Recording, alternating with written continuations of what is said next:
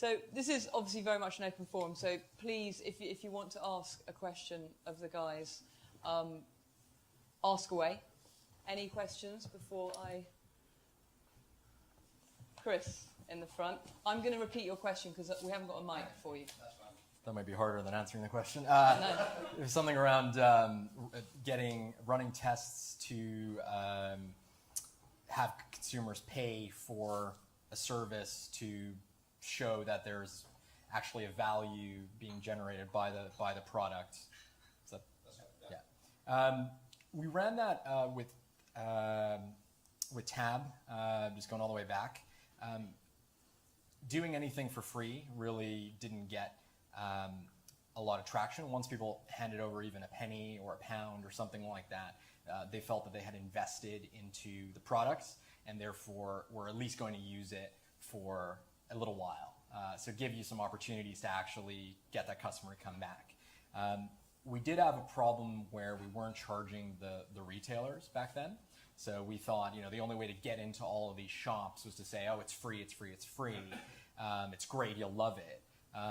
But what ended up happening was when we actually had to start charging those businesses, either even though they loved the product or they thought the consumers were enjoying it, they couldn't really put a price tag on it. We didn't set a benchmark for them. So what they started doing was looking at what else are they paying for as a business to use as a benchmark for what they might pay for this product. And that number was far lower than what we wanted to generate from those businesses. With Area, we've been running a few different isolated tests. We have looked at charging the consumer for it. It's something we might run in the future. But at the moment, our focus is more about the end-to-end experience to actually understand what problems do people go through when they're looking to buy a property. But probably down the line, we will test some paid service to see how that affects actually conversion and how it affects actually engagement with the product. But yeah, I definitely think charge for a product as early as you can if it's right for the business is good. But at the same time, I think if you already have quite a narrow in terms of funnel of customers you're targeting, to find somebody post-Brexit who's looking to buy a house in Brighton or Cambridge and target them on social media or wherever we're targeting them is already a really small amount of customers. So to throw in a charge potentially is not beneficial for us right now in the testing we're at. Question. Should banks charge, I guess? Or should we as a bank charge? I think if you are selling to businesses, startups that sell to businesses don't charge enough and don't charge early enough. I think, just somehow, I don't know why. So if you are building a business that serves other businesses make decisions rationally and sort of economically, generally speaking, and if it saves them time, that's worth quite a lot of money to them, and you can take quite a big proportion of that money that you save them. And so you should charge earlier and charge more. And if people won't pay, then you're not delivering enough value and you should change the business. To consumers, I think it's different. And especially if you want to build a mass market business based on network effect, which we believe we do. And network effect is broadly described as if I'm using the service and if I bring more friends onto the service, my use of the service gets better somehow. And so Skype is a really brilliant example of a network effect business. You can't call people unless they're also on Skype. So you bring more people, Skype gets better for you. And so putting an upfront barrier in the form of a charge to a mass market network effect business is a very bad idea because it prevents you getting to scale, to that network effect kicking in. And so what businesses tend to do, especially B2C businesses, not charge, get the network effect, because the value delivered increases over time. So once you're delivering the value, then you figure out how to monetize. And there are huge, I'm sure we will get onto that debate of how you monetize broadly that mass market of consumers or data or identity or something. So do you think if you charge for Monzo cards now, you would have the waiting list you have? No, and I think we would still get. We have 25,000 cards in issuance. About 180,000 people have registered their emails, and I don't think it would have got to the. We're not at critical mass by a long way, but I don't think we'd got that snowball effect if we had charged, and I think it would prevent us getting to critical mass if we did charge. And so we don't want to charge. We can make our money in other ways. Jim, if you'd like to. Thank you both. I've got a few questions in my mind, but one for now. So Sean, I'm absolutely convinced, great sales pitch. I'm your only customer. I'm buying in Cambridge. You're going to get me the best deal. Totally convinced. Excellent. Until I discover that everybody else in this room are your customer as well. How do you get me the better deal compared to the rest of them? And put me at the top of the stack, as you call it. That's a good question. Well, luckily, all these people aren't looking for a house in Cambridge, so that's your first sort of opportunity there. The second is that everybody's different. Everybody's looking for different properties. You're already competing with those customers on Rightmove and Zoopla. But now they're all on your area. They're not. I mean, let's. No, they are in my scenario. Yeah. You're that good. Well, you're that popular. Everybody's on it. Yeah, well, I would say, I mean, it's a good question when you look at it down the line, but the truth is it's not going to happen. And I think we all sit here and talk about, big, successful startups. That's not how it happens. It happens over time. It happens with growth. And to be honest, the business itself will evolve over the time between where we're sitting today and that dream scenario of everybody on area looking for properties. Rightmove and Zoopla have folded. We've taken all the shareholders. It's great. But the truth is we're not there yet. So really between now and then, we need to figure out how do we make sure that each individual gets what they're looking for without sort of having other people in their way. It's something that we'll solve when we get there, but at the moment we definitely don't have that problem. So what, before you ask your next question, what's been the biggest challenge to date that really comes to both of you? With building, they're starting to build a company? With Area and Monzo, yeah. Yeah, I think the biggest challenge has been, kind of what I highlighted about doing something quite disruptive and trying to get people behind that. And that is like constantly with you. It's whether you're trying to raise money. Again, we're self-funded, we're sort of bootstrapped, we've got some private investors at the moment, but luckily we've got that. So we've been a little bit less sort of pushy to go out and get money really early on. But every time you talk to an investor, that concept of what it is you're trying to do is a barrier for you to get past there unless you've worked with those investors before or they backed you before and they want to continue betting on you. When you're trying to build a team, I can't tell you how difficult it is. I'm curious actually to hear from Tom's perspective on this, is to actually get that initial core team to leave their high-paid jobs at this other startup or this company they've gone to and to actually join you on that journey really early on is absolutely one of the hardest things you can do to get that initial core team together and then keep everybody incentivized and to feel like they're a part of that process and they have ownership in that. I think that's extremely difficult. And then I think the hardest thing is just taking things to market. We're in a pilot phase now, so we're actually servicing customers. We're actually going through the loops and doing what we need to do. But we wanted to get into that pilot phase maybe 3 months ago, maybe even a couple months earlier, like I'd previously done with more paper prototypes. And I think the hardest thing is as you actually start to build a team and there are some investors and you have all these different stakeholders in the situation, suddenly everybody's got their concerns and it becomes harder and harder to pull the trigger to get something out to market. But as soon as you do that, you get this huge relief potentially that it's actually out there. But then you realize, oh, we've done that wrong, or we need to reprioritize that. Or, oh my God, our only customer in Cambridge is upset because everybody else is getting the best deal. How do we solve all these problems? So it's this infinite circle of problems. I'll tell you honestly, like over the last few years, I've had peaks and valleys that change throughout the day or weeks, and just emotionally trying to hold the team together and hold everything together is probably one of the most difficult things I've ever done. Thank you, Tom. The hardest thing that we've faced, entering a regulated industry is very, very, very tough. And so we are in the middle of that, and getting a banking license is the hardest thing I've ever done, I think. I don't really ever want to do it again. Props to Anthony Thompson, who's done it twice with Metro and now with Atom. Getting a banking license in a heavily regulated industry with a very, very cautious... The regulator in the UK is the best in the world for financial services, but when you come from an unregulated startup, it feels like night and day.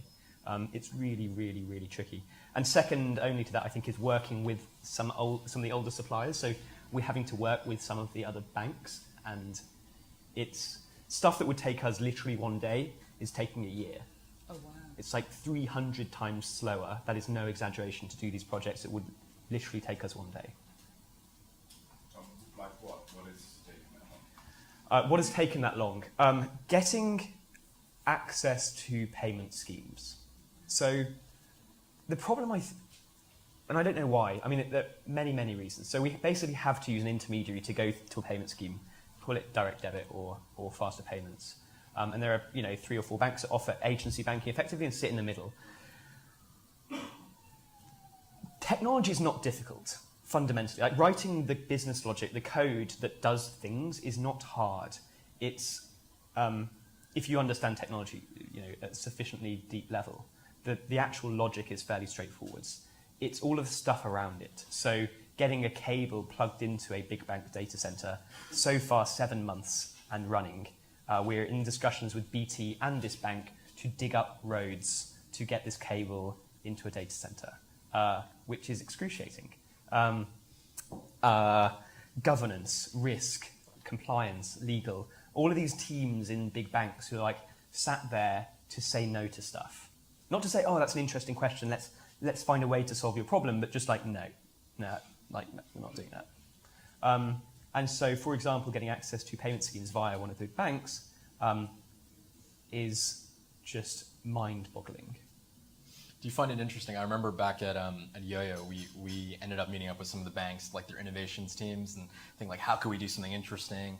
And they're all excited about like doing something and changing it, and they go to all the events, and you sit down and actually say, okay, let's do something, and the answer is just like, no, we can't do that. Oh no, we would no, we can't.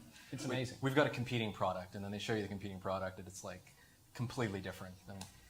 There are so many stories, and every bank is full of an innovation team or a digital lab or whatever they call it. There are between 200 and 500 really, really, really smart, innovative, driven people, like wearing Converse, like sitting in a sort of brick, a room with exposed brickwork, playing ping pong, designing new apps and stuff like that, pretending to be startups, basically.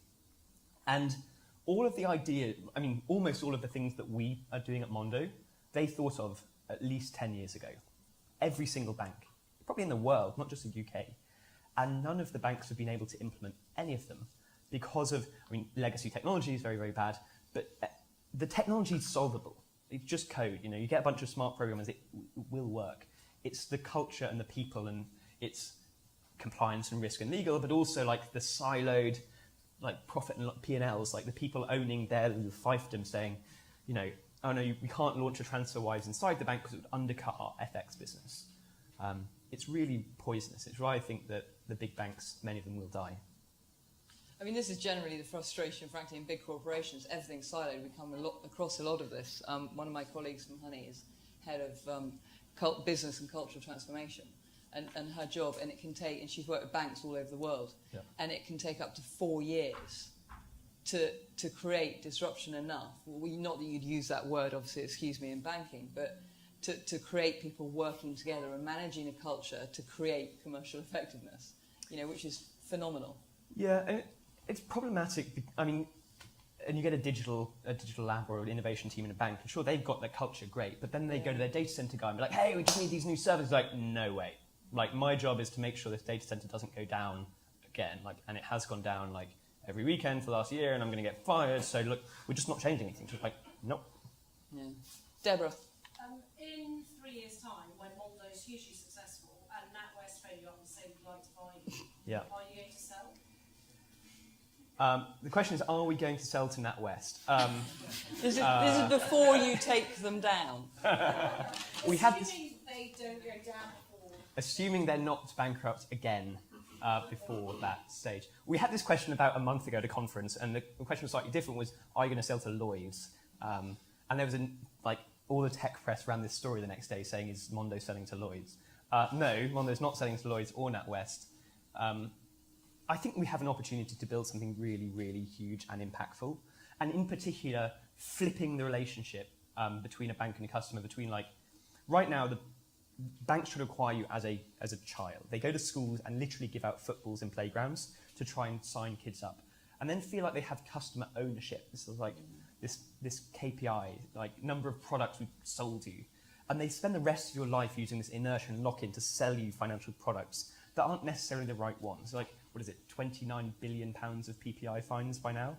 And I think the whole model is like messed up. And I think we have an opportunity to like flip it around, actually, and not try and sell you our financial products because we're not, frankly, like creating that many of them, but to help you live your life. And if you need a mortgage, we'll help you go out to a bunch of mortgage providers and like get you the best deal. But if you don't, that's sort of fine as well. I think, so building this sort of bank as a marketplace or an app store or a platform is like a really, really exciting possibility. And I think no bank can survive with that business model, fundamentally, because you need to totally transform your cost base and your P&L lines. It's just sort of, I think, Fidor, another bank, just got bought yesterday. And I think we'll see how that goes, but Simple got bought by BBVA 3 years ago now. And very rarely do those acquisitions go well for the company being acquired. And so I think we would be, I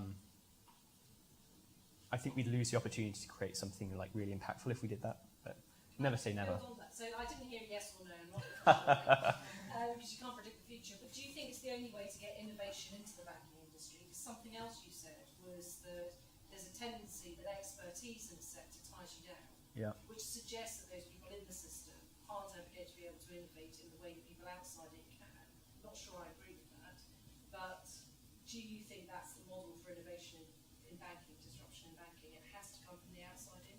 So the reason and so the question is, does innovation have to come from the outside in banking?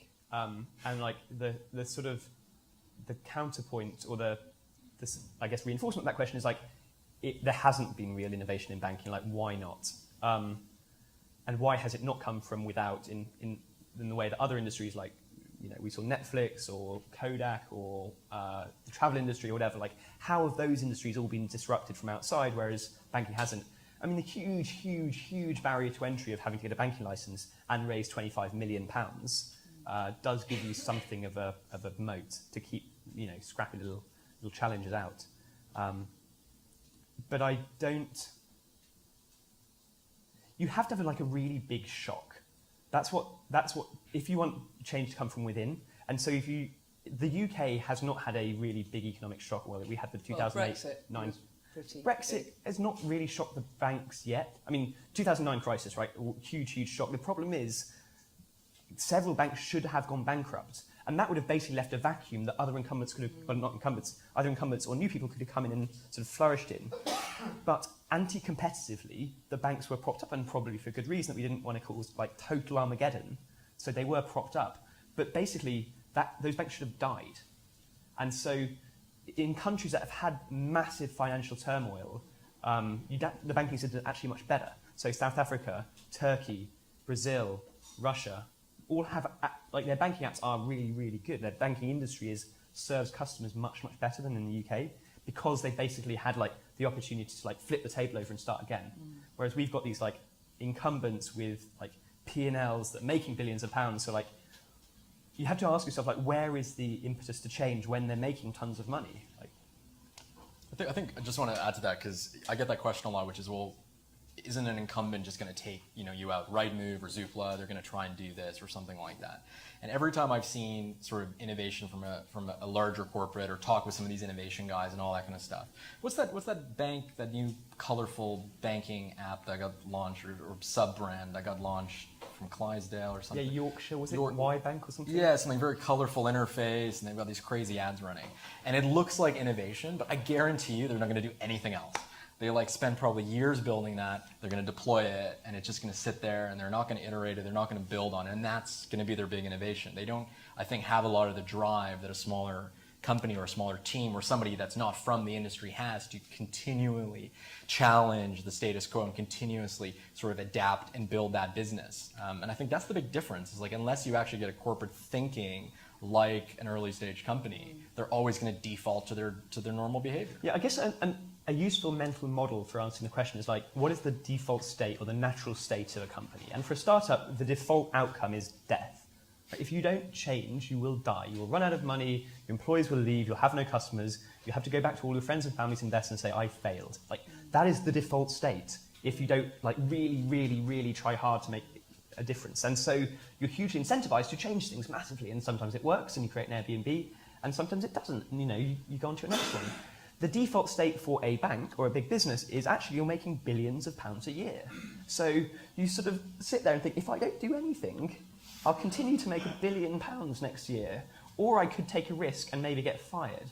So like, why would I, as a CEO of a big bank, like really take a big risk when it's going to mean I'm going to miss my earnings targets for the next like 8 quarters in a row, whereas I could just sit here and I'll get my bonus and I'm going to retire in about 3 years. Like, who gives a shit? So that like really, that default state, like what would happen if we didn't change, I think goes some way to explaining the dramatic difference. Ernie. So the question is, in terms of customer acquisition, is there like a single tipping point, a silver bullet, or is it like a series of lead bullets and long hard slog? For us, it feels like the latter. So yeah, I think it really. I really hate launches. For example, like a product launch, I think is a terrible idea, because you like get so stressed about it and you build up and everyone like works really hard. And you throw it up and it like falls and it's just like so demotivating. Like I think of very few like real planned like big bang product launches, unless you're like Apple maybe, have worked really well. And so it feels like it's a series of lead bullets, not a single silver bullet. And clearly, like there are stepping stones. You know, we got coverage in Bloomberg really early on, which was really helpful. We were on BBC. I mean, we covered in a bunch of news journals. But I think the Silicon Valley approach, which I like hugely subscribe to, the sort of Y Combinator mantra, is like make something people want and like write code and talk to users and launch before you're ready. Like launch a prototype early to get the feedback to iterate, so that it's a long process of being super open and transparent, which is, I think, one of Mondo's core values, and really is reflected in like the love we get from our community now. So long, hard slog. But I guess conversely, then you have to ask, like, how do I know if I'm not making something people want? And like, you know, the Airbnb guys sounded really insane when they started out, and now they built Airbnb, but like, also a lot of really insane people sounded really insane when they started out. And how do I know if I'm Brian Chesky of Airbnb or just like one of the crazy insane people who's wasting my time? I haven't found like a really good answer to that yet. Yeah. Do you know what's funny is like the launch early whole thing is like everyone wants to do it and everybody wants to subscribe to it. The more people you have in a room, I think the harder it becomes. Yep. But I tell you, if somebody just pulls the trigger, usually, like even if we're swearing, right, shit hits the fan, you kind of come out of it and get like a benefit from it. Yeah. Like we were making a couple like smaller kind of things where we decided to pull some triggers, and it was like Friday at 5 p.m., which you should never do that. But we decided to do that, and we just, you know, kind of be like, okay, we're going to email all of those agents in that area. Let's just do it. What's the worst thing that could happen? Well, they're all going to yell at us. They're going to get really upset or whatever. But actually, we walked away and we did it. We got it out. We learned something from it, and we made a step forward. Maybe the next day we'll take 2 steps back. But if we at least take risks and like launch things early and move forward and try things, then at least we kind of, it's that like dance forwards and backwards, and hopefully you end up a bit more forward. But like to answer your question from my perspective at least, I don't think there's like a one solution for that. Like PR is like, when's the right time for PR? If you get it too early, do you actually get all the benefit from it? You know, are you just trying to, you know, build buzz up to get people to download the product? One thing, like looking back at Yo-Yo, where we actually had a huge marketing budget to acquire customers and all the different sites, and we had some sponsors and things like that, so there was a lot of money available. It's super easy if you have a lot of money to throw at it to get a bunch of people to go and, let's say, sign up for an app or download something. But most of the users who you've heavily incentivized through some sort of promotion to go and do this thing or download the app are the first users to actually run away and stop using the app like the day after, because they didn't really care about it from the beginning. So I think our strategy so far with Area, and even previously at Yo-Yo, and kind of learning from our mistakes, is let's find quality over quantity and just keep building that up, because actually the more people you get like truly behind the product, they'll get similar people in, and that's the type of customer you want to do. And then there's a good time for PR, there's a good time for, you know, actually doing some different strategic marketing campaigns. But even with every marketing campaign we've run or tested, it's like you don't even know the result until you run the test. So try everything, see what sticks. If it sucked, don't do it again. But going for a back, while. But going back to the beginning, I think what's really key about companies launching really, really successfully is understanding what their proposition is and then being brave enough to stick to that and be very transparent and being very collaborative. And I think Mondo, Tom, I think I mean, having had a card, I've been part of the community, and you can talk to Mondo, you can talk to people to Mondo, and you know it's like human on human. There's none of this restrictions on anything, and you can ask the silliest, simplest, almost complex question, and you will get an answer within an hour. Normally within average response time is 6.8 minutes. There you go. I was going to say within 10 minutes. Yeah. So, and I think that you've got to understand when you set up a business, some of these things are absolutely crucial to maintain the interest, to maintain the community, because what happens is, what Mondo's actually done really, really smart, is that you've created advocates. I mean, this is brand language, obviously, but you all understand what I mean. And everybody is selling Mondo on behalf of Tom. And he's built a community by being terribly transparent and sharing with everybody else. And, that's part of understanding what you're about. You understand, I mean, neither of you really actually talked about specifically, our proposition is this, our values are this, but you've touched on them. You've said, we want to be transparent, we want to be disruptive. We've identified the needs in the marketplace that have not been fulfilled to the modern consumer, in our opinion. And that's crucial too. You're allowed your opinion, and you can be different. And you're going to pick up a small community maybe to start with, might just be Cambridge, but there's always like-minded attitudes, and it's about really understanding the attitude of your consumers that you want to really link with, connect with, but then carry on talking to them, because I think the customer service, I mean, brands that launch and then forget the customer service bit, forget the customer journey. I'm sure you guys have got somewhere I mean, I don't know how you manage this internally, and that's the question I guess I have for you guys.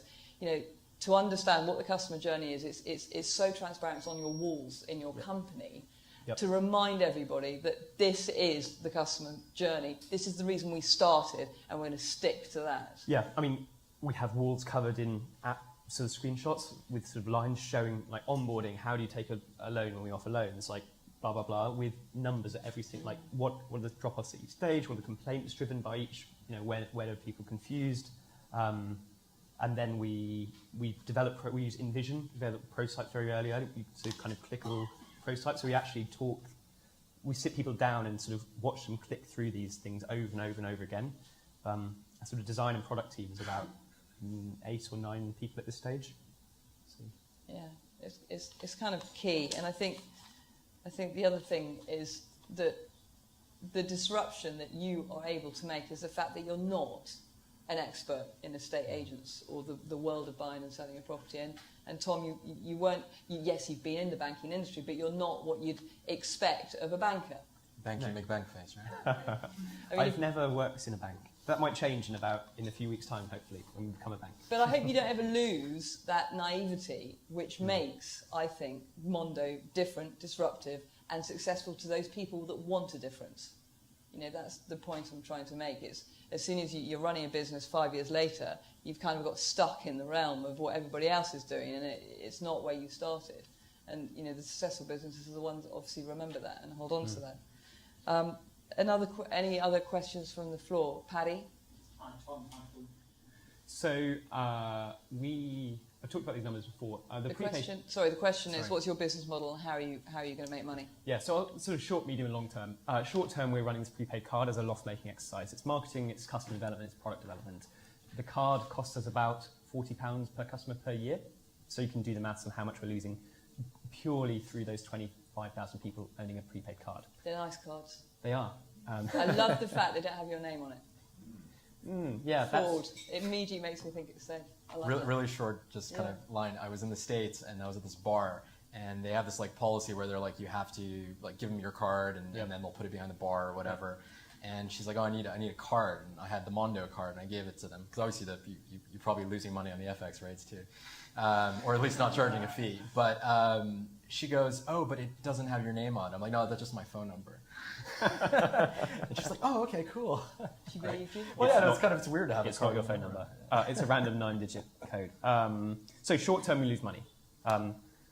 As every startup has this sort of dip where you lose money initially and make money. So in the medium term, we'll make money through overdraft lending, so net interest income basically. So we take deposits off customers, we pay you about 0% interest, but we give you a ton of other sort of functionality. And we take those deposits and a proportion of them we lend out to people. We either lend it to consumers in the form of overdrafts, or we lend it to the Bank of England and get about 0.5% interest on it. So net interest income in the medium term.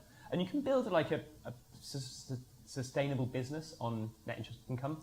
I think in the long term, the really interesting area is around helping you as a customer take your personal, private financial data, and if you want to sit on it and not share it with anyone, that's absolutely your choice. But if you want to take that and get a new mortgage, you go to a mortgage broker and instead of having to fill in a ton of forms, you click Connect with Monzo, and they can see your 10 years of your financial history and instantly approve you for a mortgage or a loan or credit card.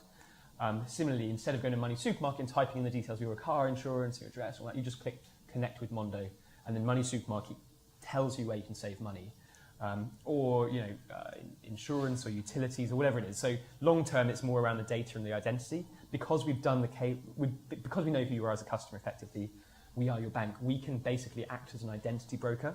So rather than having to go through a really long-winded onboarding process for a new financial product, that provider can effectively rely on Monzo as a proxy. So we leverage that sort of identity platform as a business model in the long term. So short, medium, long term, that's sort of how it would differ. And with regards to sharing the data, if you like, with a third party to check your credit rating, will you be doing it slightly differently as well? Because everything I've seen so far is slightly different. So would it be, if someone's asking my credit rating, you send me a text going, Lulu, X is asking for your credit rating, can you approve this? Or is it not going to be quite so personable? To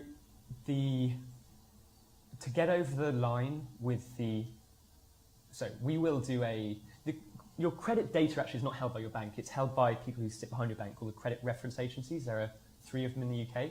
And so when you sign up for Monzo, we will go to those people and do a credit check on you to see if you are bankrupt or whatever, blah, blah, blah. There are certain people that it's illegal to offer certain products to. And so in a sense, we'll do that in a fairly traditional way at first. I think the really interesting area is people who have very thin credit files or who are new to the country, so can't pass those checks. Or I've moved 15 times. I bought a house yesterday. 15 times in the last 10 years. And so it's like impossible to find me any of the credit reference agencies. So the interesting question, I guess, one interesting question is how you help those people on to sort of into financial inclusion. But certainly, if a third party is trying to access your personal data, you have it absolutely opt in. We'll do aggregated stuff. I mean, if you've seen our social media stuff, we've said like people have spent, whatever it is, £15 million on Monzo. Here are all the countries Monzo customers generically have visited. We're not going to ask each time for all of 25,000 people's permission for that. But we will not give your personal spending data to a third party without you telling us to do so. That's sort of how data ownership and privacy is, I think, becoming a hotter and hotter topic. Yeah, of course. Absolutely. And your business, is it a bit early to share? In terms of business model? Yeah. It's a similar kind of extra. I mean, we're not spending money on prepaid cards and things like that, but we do have a team of people. We're building stuff. We have an operations team. We need to help physically customers, so there's a lot of costs going into that. But our approach to looking at making money has been, what is the actual pie sort of for buying a property? And there are a lot of services you as a consumer looking to buy a property are going to be spending on. You need to get a mortgage, you need to potentially get a surveyor or conveyancing, you need to get your legal sorted, etc. And then there's also costs that the agents themselves are spending to go and acquire customers. So typically one office, if you just walk down the high street and you look at just any sort of reputable brand or even potentially a smaller shop, they're spending almost £20,000-25,000 a year on lead acquisition from paying different portals and for managing their CRM system. So the way we've looked at it is the pie big enough if we actually do something in this space for us to take some slices of it? So that's where we're at with the business model. And will you be are you building the platform in a way that you can actually bring on everybody else that's involved in the business of buying and selling, so that you've actually got a community, if you like? Absolutely, yeah. One of the sort of foundations of what we've done is we've built an API first platform. So all the logic of actually all the different stakeholders and stages that you go through to buy a property or rent a property or sell a property. We've actually covered with our own sort of proprietary API, and we build on top of that API. So we've got a mobile app that's built on the API. We've got our own internal tools to help manage people through the relationship that's built on that. And also a web app, and we'll continue to build things on top of that. But it also means that we can bring third parties into the process. Yeah. The hard thing is to go and tell a third party to be a part of the process. But some of the early conversations we've had, which do make a bit more sense, is sort of, who wants to be a part of the community? Let's get you integrated into it to provide some benefit for the consumer, and then let the consumer choose if they want to use that service provider for that service, or if they want to go outside of the community or outside of the platform to do what they've done before. But one of the biggest frustrations when we've done customer development with people that are looking for a home or looking to buy a home is just the amount of stakeholders involved in the process. Yeah. It just continues to grow and grow and grow, and just getting a simple update about where you're at in the process is like one of the hardest things to do. And that's also because some of the companies that are involved are afraid of false positives. They don't want to tell you something to only find out that something else hasn't happened. So for us, it's like, how do we bring that all together so that even if you're buying a property with your husband or wife, the husband or wife's not calling the other person even to say, hey, Yeah. did the payment go through, or did the mortgage get approved? How do you actually bring that all to the device and let people see that at the same time, and create that community and actually reduce stakeholders, or at least reduce the impression of too many stakeholders involved in the proposition? I think there's going to be a big change over the next 2 years where everyone realises and appreciates the open API model of how that actually is going to initiate everyone being able to work within a community. And it'll be driven, because presumably you'll be able to connect with, like Monzo. Exactly. So I want my mortgage, and oh look, it's within this community. Tom's not going to need to cycle around for 2 hours to go to NatWest. He'll just push the button and stuff. I can't believe you put your hand up saying that it was an okay process. Just not the NatWest The bit. NatWest part was very painful. The rest was actually fine. So one of my housemates is a solicitor who did the conveyancing. My father is a structural engineer who did all of the checks. So it's sort of like, yeah. So you got nannied. I got nannied a little bit. The really painful part for me was talking to 25 agents and booking out slots of 3 or 4 hours where I'd go and I ride a bike, so I go and see 8 or 10 properties in 2 hours or 3 hours. And I have to manually organise 10 different agents to be at 10 different properties. Then I cycle really quickly between all 10 and select the 2 I really like. And if someone could do that for me, I think that'd be do that painful crap and just chauffeur me around London and show me a nice house. Yeah. Well, that would work, and that's going to come up. And if Monzo could launch a credit card that you can buy a house on, that would be even better. Sure. I don't know if that's going to help the financial plan. There you go. So if Mondo is aimed primarily at a certain demographic, do you have a lead persona in mind for the type of customer who would use your product? We do. So we've just started, a few months ago, we started about, I think rather than demographics, is it psychographics? I just hate these Should words. be attitudinal. Attitudinally, yeah, sure. It's people who live their lives on their smartphone, broadly. So rather than a specific age or income or whatever, it's people who live their life on their phone is the primary indicator. Digging into that a little bit, there are probably 3 or 4. One, because we are a bunch of techies in Shoreditch, is the tech early adopter. That was our first customer. We were featured on TechCrunch and a bunch of other places, and so there's a group of people who really love the idea of being able to play with an API that their bank has, or build apps on their bank, or the interactivity, or just being able to use the Apple Watch or Apple Pay. Those, it's the kind of person who queues at the front of the line at the Apple Store to buy new things. One. The second that we've a big use case is sort of the financially savvy. So the person who has a couple of credit cards because for the rewards, not for borrowing. They probably have 3 or 4 current accounts, and they maybe cycle money through because they get the rewards on that. And then they use a Mondo card probably for traveling abroad because the FX rates are so good. And the 2 customer types that we're not so good at, I think, or 1 or 2, which will be our core customer, we're trying to trend towards that, is people living on a low to moderate income. So a student or someone on a low income or benefits who needs to budget really, really, really carefully. And so really appreciates knowing what the balance is up to date in the second, getting a notification, and a bunch of budgeting tools that we're bringing out very, very soon. So knowing, within a difference of 20 or 30 pounds makes quite a big difference actually in a sort of weekly budget. So those are the people we are trying to do more for. That's great, because actually as a mother I was thinking this is a great card where you can actually just give it to your child. It's got a limit, and you can then see exactly where they're spending their money, and it's a great control for that that small stage of a life. It's a great use. Honestly, even for students, young adults, people on limited income, it's sort of like they would have tips. There's a tricks they'd used previously, which is like at the start of the week I will go out and get £150 in cash, and I know that's how much money I have for the week, and I won't overspend, because use your NatWest card, it only appears in your account 3 or 4 days later. Yeah. So it's kind of eye-opening, and even the push notification when you pay for something, it's this weird reassurance that it's been taken account. Yeah. Previously, you sort of pay and you tap and it like disappears into the ether, and then it maybe appears in your account, and you sort of lose a direct connection with your money. You sort of like have a kind of finger in the air, like it's roughly above zero or below zero, or like fine. But the push notification is a really weird psychological thing that you feel like, I've just paid, it's buzzed, I know it's taken account of. Like, whoa! We had a lot of people just talk to us about how psychologically different that is, just knowing to the penny. Sometimes you know more than the person who's serving you. Like, Yeah. I know sometimes when you tap contactless and it wants you to do chip and pin or Yeah. something, they have no idea, because the message on their terminal is Yeah. like something like cryptic, and yours is like, oh, it's like try chip and pin. Yeah. You're like, no, it's like, I know what the problem is. I'll sort it out. You Yeah. go back to doing that.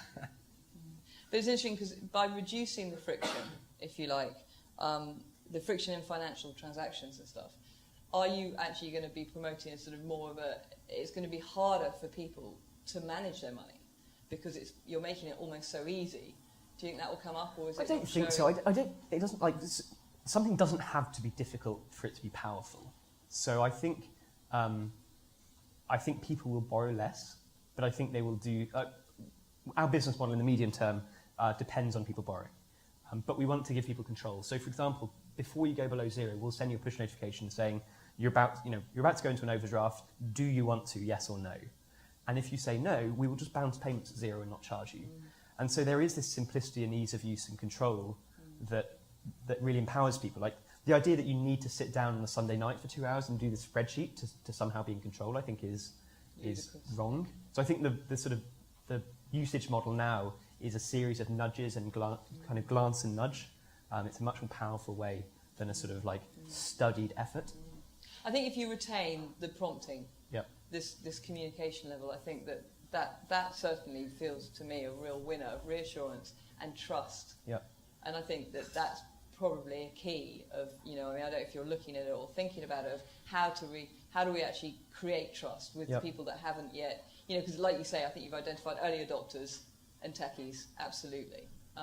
But how do we convince people? Because now you're talking about it's not just a debit top-up card, it's a bank account. So Yep. how are we going to convince people like yourself to move? You've had NatWest for years. How are you going to convince people to move over? And this new thing is going to be your bank of Sol Bank. Yeah. So the trust thing is really interesting, and I think the Silicon Valley like consumer internet approach is like gradual onboarding. You just start really, really, really small. So there's almost no hurdle. You don't charge. You don't ask for details. You give someone a card, ask them to put a small amount of money on it. Probably £100 is actually too much, especially for those sort of lower income people we're talking about. So we probably need to reduce that amount to say £20. Just stick 20 quid on the card and see if you like it. And then if you like it, come back and we'll talk about then switching bank accounts. It's not like pushy in your face, like switch today. It's I put £20 on and wasn't it cool that when it failed and I had to use chip and pin, my bank told me before the cashier even knew. And like then you think, I wonder what it could do with direct debits, or if I want to spend money abroad, like that must be really easy as well. And you like experience these sort of, it's so powerful in that like niche that you're like, okay, I'll trust it with the other bits of my financial life because I expect the same sort of control and insight, I guess. So it's starting really, really thin and then broadening out. I think under-promising and over-delivering is always a good recipe, because you've got somebody in with a core proposition, and then if you can delight them with all these other great things that it does, it exactly does that. It opens your mind and says, what else is this product going to do for me? And it's interesting because I'm actually becoming more and more interested in what it's doing for me the more I use it. Yeah. I think that core proposition is really, really interesting, actually. And it's something we haven't talked about a lot, but I think there are a lot of products out there that's like, hey, here's a really cheap FX card. Like, use this card for free FX. It's like really like economic, right? Like, or, here's a card with push notifications. You can get budgeting, it's push notifications. And I think even like sort of features or benefits are fine, but I think even transcending that and going to like this, I'll start waving my hands a little bit, but like a mission, sort of sharing values and sharing a mission, I think is something that we consciously focused on from very, very early on. So we consciously did not say, here's a card with free FX. Almost none of our marketing says that. Our mission generally is like, we're trying to build a better bank. Like, we as consumers are frustrated and disappointed with the service we've got so far. Like, we want to do something better that you know, we'd be proud of use, and we'd be proud if our friends and our families use this product. So like, and we want your help. So come and join us on this mission. Come and help us like test it, and it'll be buggy at times, it'll break, and like, you know, we'll do our best to fix it when it does break, but together we will build something great. And I think that mission is just incredibly powerful, rather than a features or even a benefits-driven message. It's like an emotional sort of crusade almost. So recently you asked people the question of, we've got to rename. Yeah. And so you pushed out and said, right, guys, name it. And obviously we want to keep the M, because obviously the icon of the M is really cool, and I get that completely. Question is, have you got a new name? And how many people actually responded to that?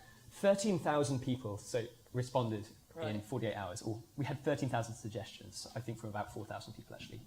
And if you work out how many words, like even combinations of letters there are beginning with M, there are not that, like, No. we almost covered every 4, 5 and 6 letter combo in the English language and beyond the English language.